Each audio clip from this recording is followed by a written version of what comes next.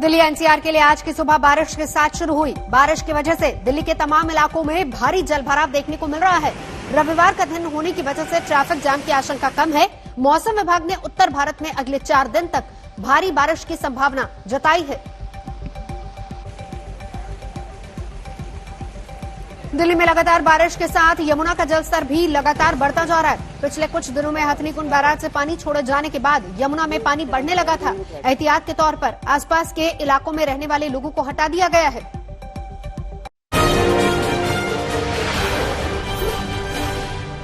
पहाड़ों पर हो रही बारिश के चलते गंगा के जलस्तर में भी तेजी से बढ़ाव जारी है। वाराणसी के दशाश्वमेध घाट पर होने वाली विश्व प्रसिद्ध गंगा आरती का स्थान बाढ़ के चलते बदलना पड़ा। बाढ़ की वजह से आरती के सभी प्लेटफॉर्म जलमग्न हो चुके हैं। लगभग 8 सेंटीमीटर प्रति घंटे की रफ्तार से बढ़ रही गंगा अब अपने रौद्र रूप ले रही है। आरती कराने वालों की माने तो अगर ऐसे ही गंगा का जलस्तर बढ़ता जाएगा तो आने वाले वक्त में छत पर आरती करनी होगी। श्रद्धालुओं को भी गंगा आरती देखने में काफी दिक्कत का सामना करना पड़ रहा है। जल आयोग की रिपोर्ट के अनुसार वाराणसी में गंगा का जलस्तर फिलहाल 63.08 मीटर दर्ज किया गया है। वाराणसी में गंगा का खतरे का निशान 71.37 मीटर है। आज आरती स्थल चेंज हुआ भैया, अभी और भी आरती स्थल चेंज होता रहेगा। जैसे जैसे बाढ़ बढ़ता रहेगा वैसे वैसे आरती का स्थल अपना चेंज होता रहेगा। आखिरी में फिर ऊपर हम लोग आरती करेंगे छत पे। तो पर्यटक जो आ रहे हैं जिससे कितनी समस्या हो रही है? पर्यटक जगह कम होते जा रही है ना, पर्यटक ज्यादा हो रहा है, जगह कम हो रही है। समस्या बहुत हो रहा है भैया घाट किनारे। मध्य प्रदेश के पन्ना में नाला उफान पर आया तो लोगों का निकलना मुश्किल हो गया। लोग जान जोखिम में डालकर नाले को पार करते दिखे। इस बीच मोटरसाइकिल के पानी में फंसने की तस्वीर भी सामने आई, जिससे स्थानीय लोगों की मदद से नाले को पार कराया गया। हुगली जिले के कालीतला में द्वारकेश्वर नदी पर बने बांध के टूटने के बाद हड़कंप मच गया। पानी का जलजला बांध के सुरंगों को चीरते हुए बीच सड़कों और रिहायशी इलाकों में घुस गया। बाढ़ से प्रभावित सैकड़ों लोग अपने घरों में बंद होने को मजबूर हो गए हैं। लगभग 20 से 25 गांव बाढ़ से प्रभावित होने की खबर है। हिमाचल में पहाड़ दरकने का सिलसिला जारी है। चंडीगढ़ मनाली नेशनल हाईवे पर फिर भूस्खलन होने से 2 गाड़ियों और एक स्कूटी पर पत्थर गिर गए, जिससे गाड़ियों को खासा नुकसान हुआ है। राहत यह है कि इस हादसे में किसी के हताहत होने की खबर नहीं है। कल दिन से बारिश लगी थी तो बारिश के कारण छोटे छोटे पत्थर आ रहे थे। रात को करीब 10 बजे के लगभग जो भारी पत्थर का नुकसान हुआ है, जिसमें चालक को कोई चोट नहीं है। ये और रात से जो सड़क बंद थी अब जो सड़क को खुलाया जा रहा है। मंडी के टारना वार्ड में लोगों के घरों पर नागार्जुन चट्टान के गिरने का खतरा मंडरा रहा है। प्रशासन ने एहतियातन लोगों को सुरक्षित जगहों पर जाने के लिए नोटिस जारी कर दिया है, ताकि किसी प्रकार का कोई जानी नुकसान न हो। नागार्जुन चट्टान के पास दरारें आई हैं। प्रशासन और विभाग की टीम ने स्पॉट विजिट कर लिया है और पीडब्ल्यूडी विभाग को इस संबंध में निर्देश जारी किए गए हैं। टारना है, वहाँ पर एक जो हमारी चट्टान है जिसको नागार्जुन चट्टान भी कहते हैं, वहाँ पे कुछ क्रैक्स की हमें न्यूज मिली थी, जिसके बाद हमारी पूरी टीम वहाँ पर पहुँच गई है। और वहाँ पे उसमें हमारे जो पीडब्ल्यूडी विभाग है और जो भी विभाग है वो सारी कोशिश कर रहे हैं कि उस चट्टान से हमारा कम से कम हमें डैमेज हो। और जो वहाँ के आसपास के लोग हैं उन सबको नोटिस दे दिया गया है और वहाँ से उनको खाली करा के उनसे ये अपील की गई है कि वो वहाँ से किसी सुरक्षित जगह पर जाएं। रांची में भारी बारिश से आम जनजीवन पूरी तरह से अस्त व्यस्त हो गया है। सड़कें नालियों में तब्दील हो गई हैं। सड़कों पर बारिश के पानी के साथ साथ गंदे नालियों का भी पानी बहने लगा है। कई अपार्टमेंट की पार्किंग का पूरा हिस्सा पानी में डूब गया है। वहीं सड़कों पर घुटने भर पानी से होकर लोगों को गुजरना पड़ रहा है। लगभग 30 फीट डैम में पानी भर चुका है।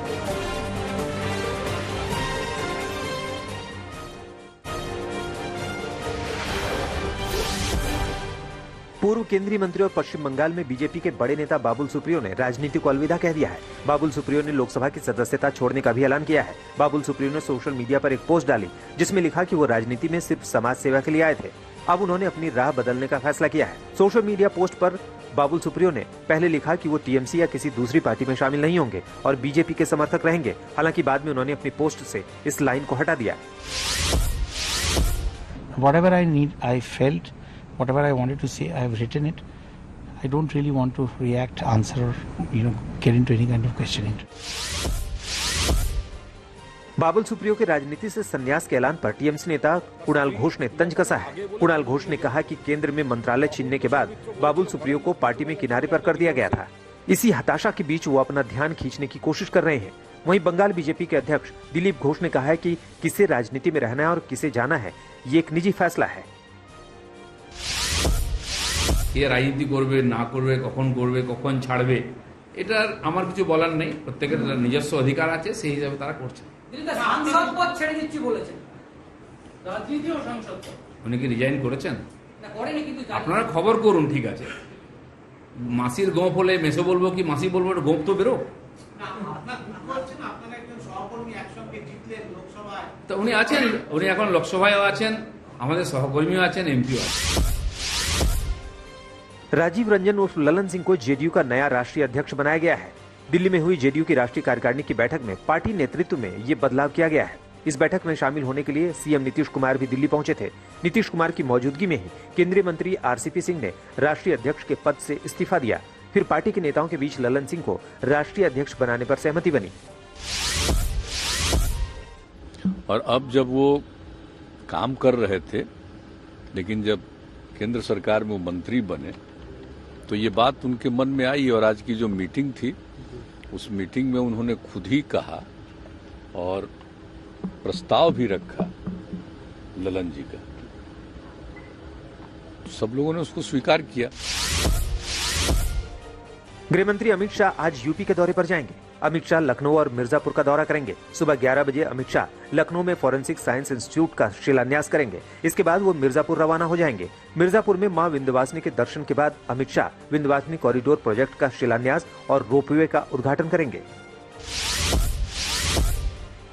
मध्य प्रदेश के मुख्यमंत्री शिवराज सिंह चौहान ने 2 दिनों में 2 बार दिल्ली का दौरा किया है। कल शाम शिवराज सिंह चौहान ने गृह मंत्री अमित शाह से मुलाकात की। इससे पहले गुरुवार को दिल्ली दौरे पर आए शिवराज सिंह चौहान 3 केंद्रीय मंत्रियों से मिले थे।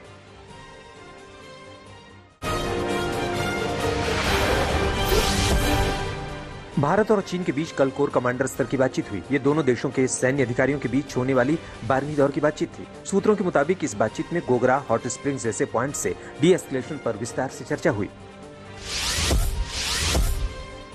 असम मिजोरम सीमा पर हुई हिंसा में मिजोरम पुलिस ने असम के सीएम हिमंता बिस्वा शर्मा के खिलाफ भी एफआईआर दर्ज की है। इस एफआईआर के बाद हिमंता बिस्वा शर्मा ने कहा कि वो जांच के लिए तैयार हैं। हालांकि हिमंता ने यह भी कहा कि क्यों पूरे प्रकरण की जांच किसी निष्पक्ष एजेंसी को नहीं सौंपी जा रही है। उन्होंने कहा कि वो इस बात को मिजोरम के सीएम जोरामथंगा के सामने भी उठा चुके हैं।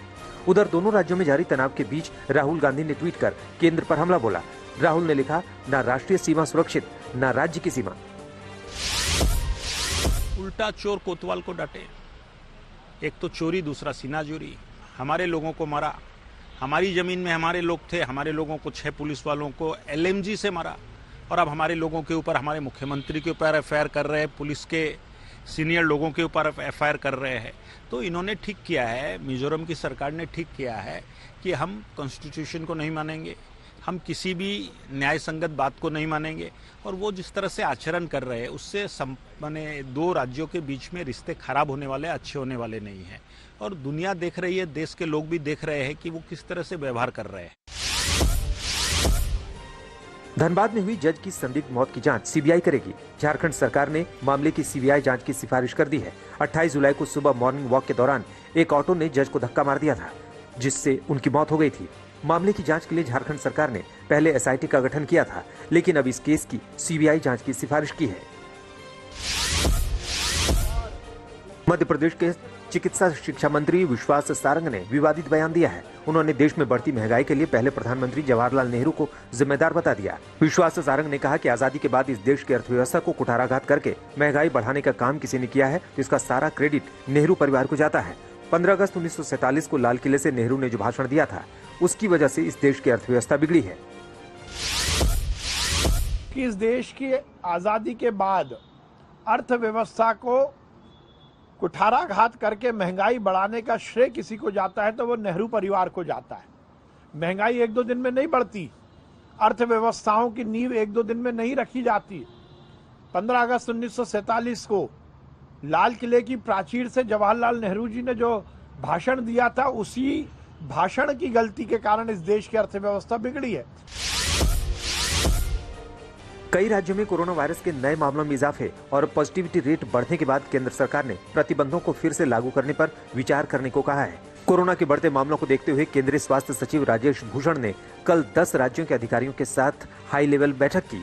स्वास्थ्य सचिव ने केरल, महाराष्ट्र, कर्नाटक, तमिलनाडु, ओडिशा, असम, मिजोरम, मेघालय, आंध्र प्रदेश और मणिपुर के प्रतिनिधियों से कहा कि पिछले कुछ हफ्तों में 10% से अधिक की पॉजिटिविटी रेट रिपोर्ट करने वाले सभी जिलों को सख्त प्रतिबंधों पर विचार करने की जरूरत है। टोक्यो ओलंपिक में भारत के खाते में आज एक कांस्य पदक जुड़ सकता है। आज बैडमिंटन मुकाबले में पीवी सिंधु कांस्य पदक के लिए मैदान में उतरेंगी। पीवी सिंधु शनिवार को फाइनल की रेस से बाहर हो गई थी। सिंधु वर्ल्ड नंबर 1 ताइजू यिंग के हाथों सीधे गेम में हार गई थी।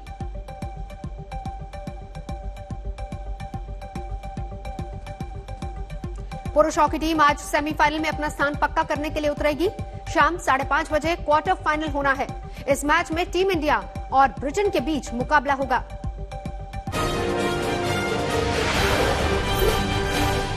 इजरायल ने पेगासस जासूसी स्कैंडल में एनएसओ ग्रुप के खिलाफ शुरू की जांच।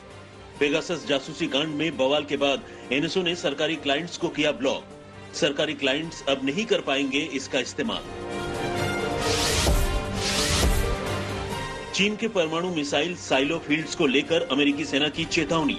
बीजिंग और वॉशिंगटन के बीच जारी तनाव के बीच चीन पर परमाणु हथियारों का जखीरा जुटाने का आरोप। सैटेलाइट तस्वीरों से हुए खुलासे के मुताबिक 250 मिसाइल साइलो बनाने में जुटा चीन। ओमान के मसीरा द्वीप के उत्तर पूर्व में इजरायल के तेल टैंकर पर फिर हुआ ड्रोन अटैक। रात के अंधेरे में तेल टैंकर मेरसर स्ट्रीट को निशाना बनाकर किया गया हमला। हमले में टैंकर के चालक दल में शामिल 2 लोगों की हुई मौत। रूस की लापरवाही से आउट ऑफ कंट्रोल हुआ अंतर्राष्ट्रीय स्पेस स्टेशन। नासा ने बड़ी मुश्किलों से आईएसएस पर दोबारा नियंत्रण स्थापित किया। दुर्घटना रूस के नौका साइंस मॉड्यूल के अंतरिक्ष स्टेशन पर कनेक्ट होने के 3 घंटे बाद हुई। दुर्घटना के समय मौजूद 7 अंतरिक्ष यात्री सुरक्षित। अफगानिस्तान में अमेरिकियों के साथ साथ काम करने वाले अफगान दुभाषियों और अन्य लोगों को निकालने वाली पहली उड़ान पहुंची वॉशिंगटन। 200 से ज्यादा अफगानों को एयरलिफ्ट करके लाया गया अमेरिका। ऑपरेशन एलाइज रिफ्यूज के तहत 50,000 से अधिक लोगों को अफगानिस्तान से निकाला जाएगा सुरक्षित।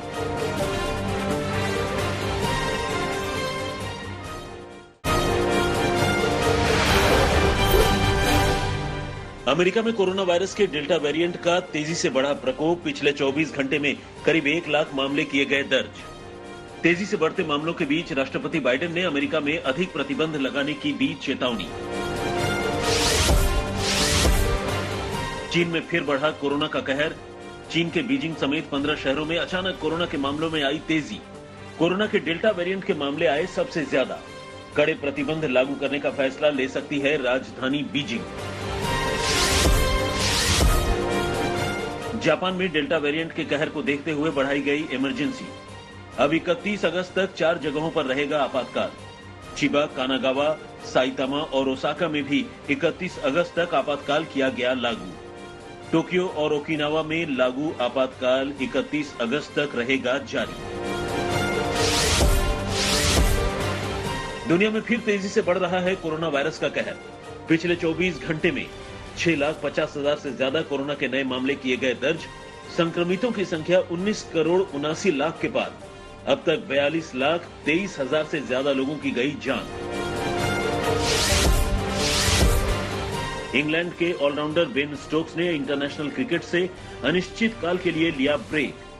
भारत के खिलाफ 4 मैचों की टेस्ट सीरीज में भी हुए बाहर।